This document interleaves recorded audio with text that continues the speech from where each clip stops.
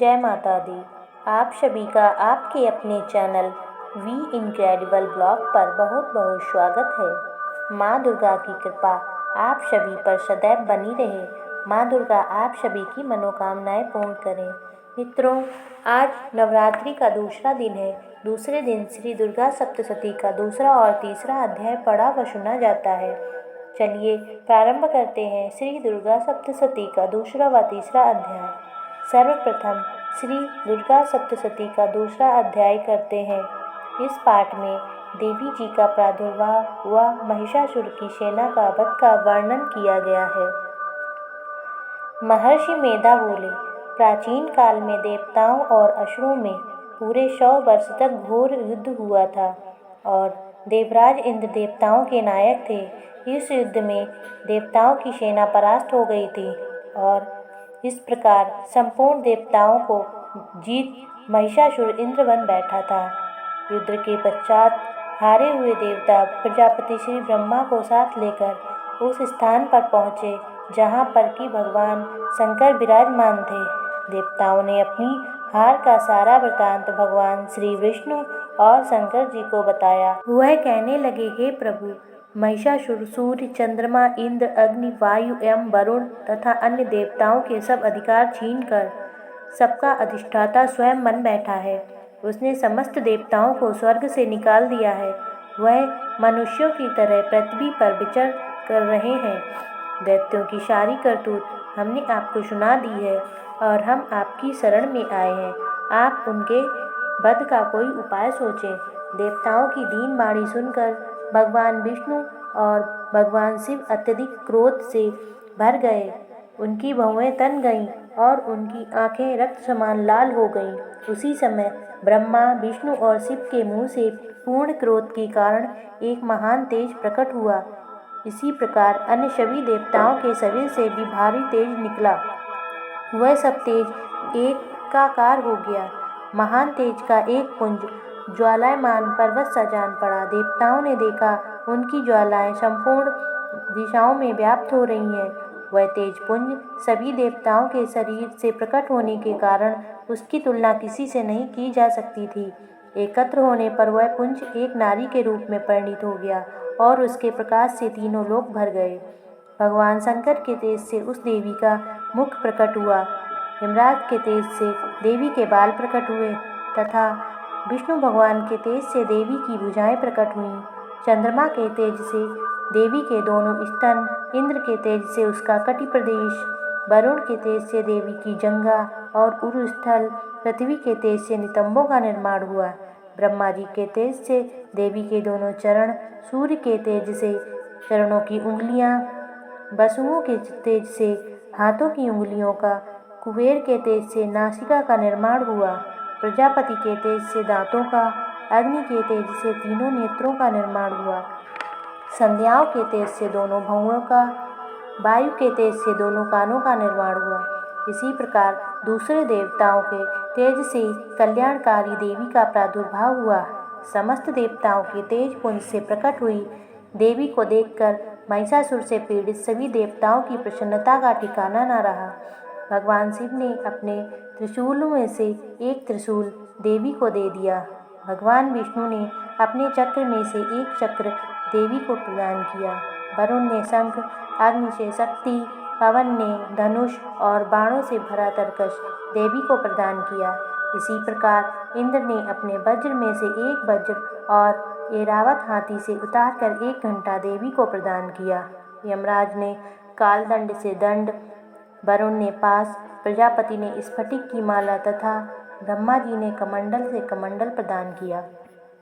सूर्य देव ने देवी के समस्त रोमकूपों में अपनी किरणों का तेज भर दिया। काल ने उन्हें चमकती हुई ढाल और तलवार प्रदान की।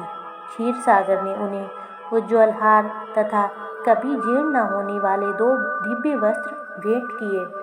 साथ ही उन्हें दिव्य चूड़ामणि, कानों के लिए 2 दिव्य कुंडल तथा कड़े प्रदान किए। इसके साथ ही उन्हें उज्ज्वल अर्धचंद्र, बाहों के लिए बालूबंद, चरणों के लिए नुपुर, गले के लिए सुंदर हंसली प्रदान की।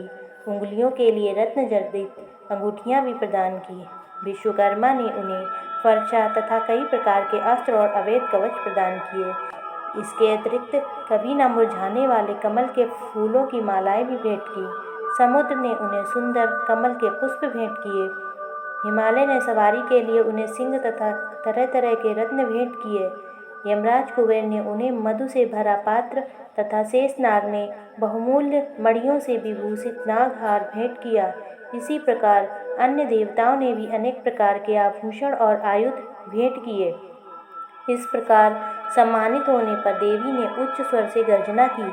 उस देवी के इस भयंकर नाद से समस्त भूमंडल गूंज उठा। देवी के अट्टहास से पृथ्वी कांपने लगी। घोर गर्जना कहीं न समा सकी। समस्त लोग क्षुभित हो गए। समुद्र में ऊंची ऊंची लहरें उठने लगीं। पृथ्वी हिलने लगी। सभी देवता प्रसन्न होकर सिंहवाहिनी देवी की जय जयकार करने लगे। ऋषि मुनि भी भगवती देवी की नम्रतापूर्वक प्रार्थना करने लगे। इस प्रकार देवी भगवती ने सारे विश्व को भय मुक्त कर दिया। असुर सेना भी हथियारों सहित लड़ने को तैयार हो गई। महिषासुर क्रोधित होकर बोला, यह क्या हो रहा है? महिषासुर सेना के साथ उस तरफ दौड़ा जहाँ पर देवी भगवती अट्टहास कर रही थीं। उसी समय उसने तीनों लोकों में व्याप्त माँ भगवती को देखा।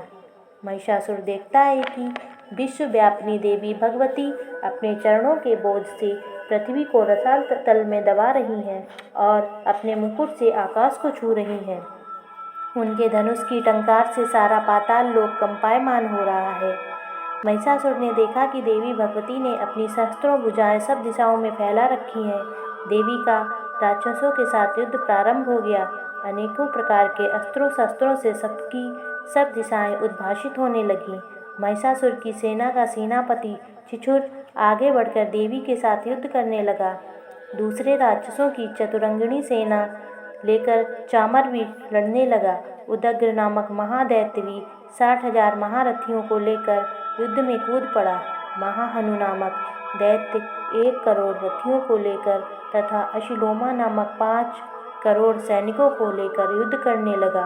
बास्कल नामक राक्षस 60 लाख सैनिकों के साथ युद्ध क्षेत्र में कूद पड़ा।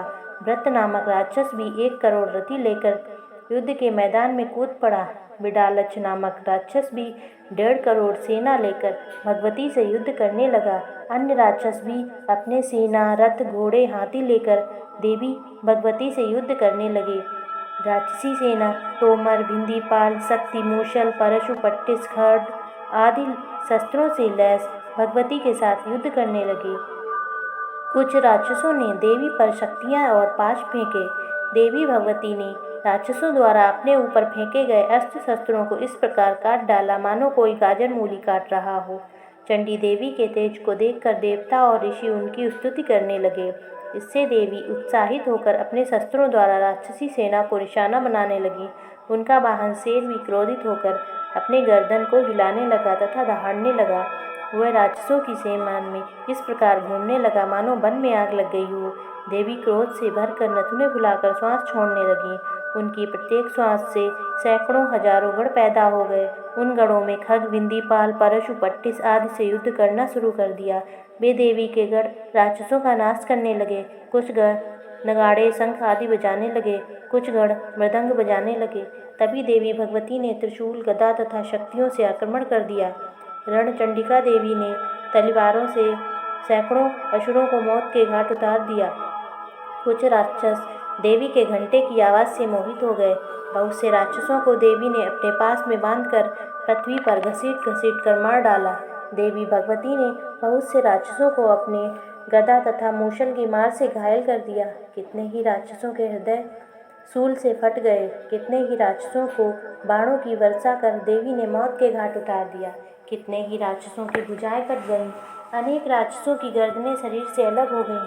देवी ने कुछ राक्षसों के शरीर को 2 टुकड़े कर दिए। कुछ राक्षस जंघा कट जाने से धराशायी हो गए। कुछ राक्षसों की एक भुजा, एक आंख, एक टांग कटकर देवी ने उन्हें 2 हिस्सों में बांट दिया। अनेक राक्षसों के मस्तक कटकर पृथ्वी पर गिरने लगे। राक्षसों के सिर विहीन धड़, हाथों में तलवार, शक्तियाँ और दृष्टि आदि शस्त्र लेकर घूम रहे थे। कुछ असुर देवी को ठहर जा कहकर पुकार रहे थे।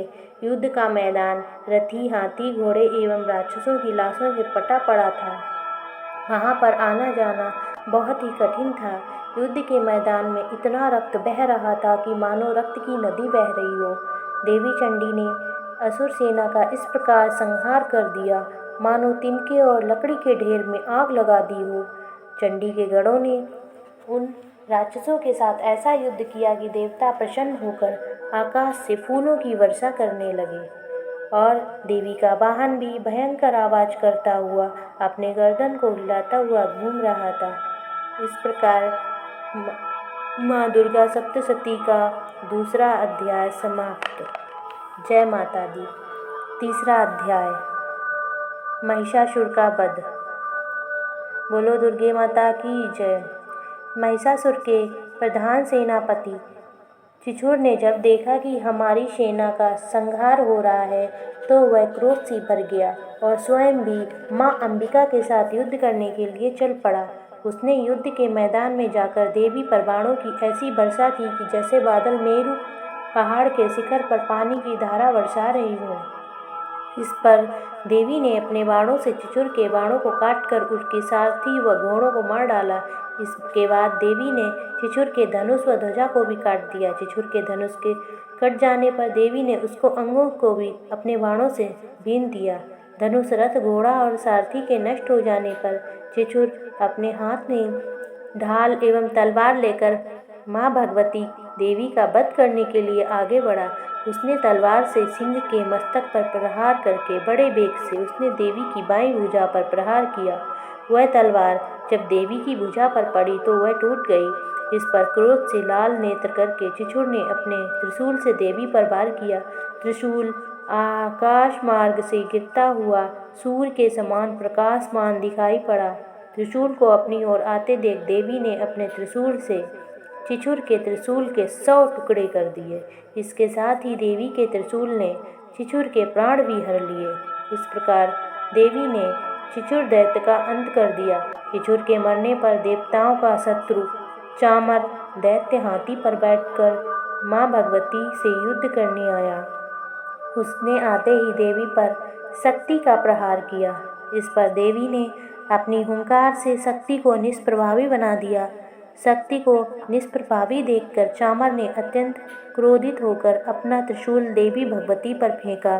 देवी ने उस त्रिशूल के अपने बाण से टुकड़े टुकड़े कर डाले। इसके बाद देवी का वाहन सिंह उछलकर हाथी पर बैठ गया और चामर से मल्ल युद्ध करने लगा। सिंह ने चामर को हाथी पर से नीचे जमीन पर गिरा दिया। सिंह बड़े वेग से आकाश की ओर उछला। जब वह पृथ्वी पर वापस आया तो उसने अपने पंजों से चामर का सिर धड़ से अलग कर दिया। क्रोधित देवी ने शिला और वृक्ष आदि की चोटों से उदग्र नामक राक्षस को मार डाला। उसके बाद कराल नामक राक्षस को अपने दांतों, मुक्कों, थप्पड़ों से मार डाला। अब देवी ने गदा के प्रहार से उदक नामक दैत्य को भी मार डाला। इसके बाद बाष्पाल नामक राक्षस का बिंदीपाल से अंत कर दिया। बाणों से ताम्र अंधक नामक राक्षसों को मौत के घाट उतार दिया। त्रिनेत्रों वाली देवी दुर्गा ने उग्राश्य, उग्रवीर, महाहनु नाम के राक्षसों को त्रिशूल से मार डाला। तलवार से बिडाल नामक राक्षस का सिर धड़ से अलग कर दिया। दुर्धर, दुर्मुख तथा राक्षसों को अपने बाणों द्वारा यमलोक पहुंचा दिया। इस प्रकार जब महिषासुर ने देखा कि देवी ने मेरी सेना को यमलोक पहुंचा दिया है तो वह भैंसे का रूप धारण कर देवी के गणों को दुख पहुंचाने लगा। कुछ गणों को मुंह के प्रहार से, कुछ गणों को खुरों से, कुछ को पूंछ घुमाकर, कुछ गणों को सींगों के प्रहार से चोट पहुंचाने लगा।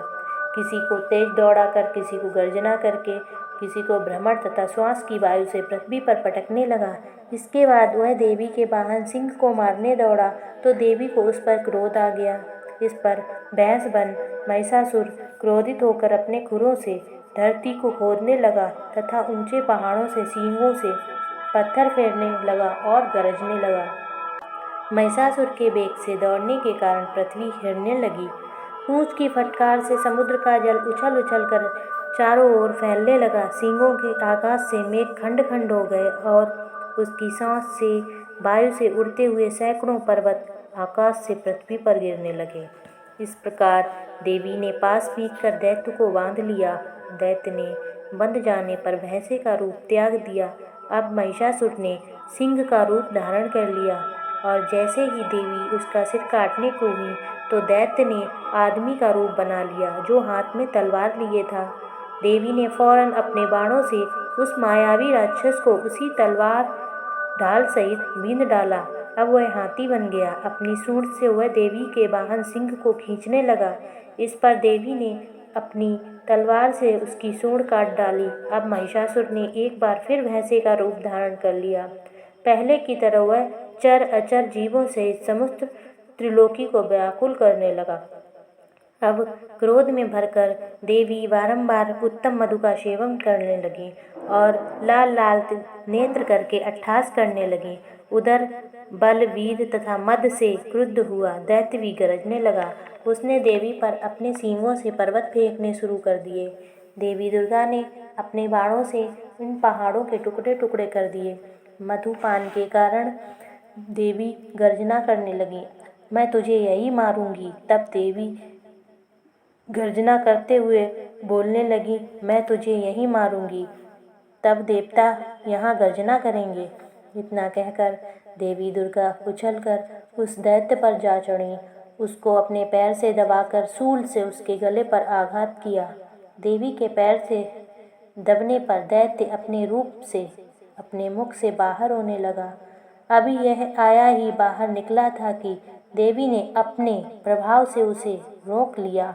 अब वह आधा निकला हुआ ही राक्षस युद्ध करने लगा तो देवी ने तलवार से उसका सिर काट दिया। इस प्रकार राक्षस महिषासुर का अंत हो गया। महिषासुर के मारे जाने पर दैत्य सेना में हाहाकार मच गया। तब उस सारी सेना का भी माँ भगवती ने नाश कर दिया। इस पर सभी देवता अत्यंत प्रसन्न हुए और आकाश से पुष्प की वर्षा करने लगे। ऋषियों महर्षियों सहित समस्त देवी देवता की स्तुति करने लगे।